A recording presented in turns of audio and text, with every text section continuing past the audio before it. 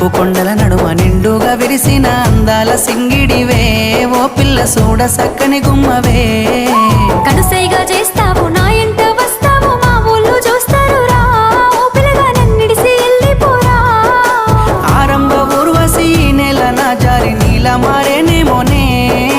ఏ జన్మలా చేసిన పుణ్యమో నువ్వు మరసి ఉండలేనులే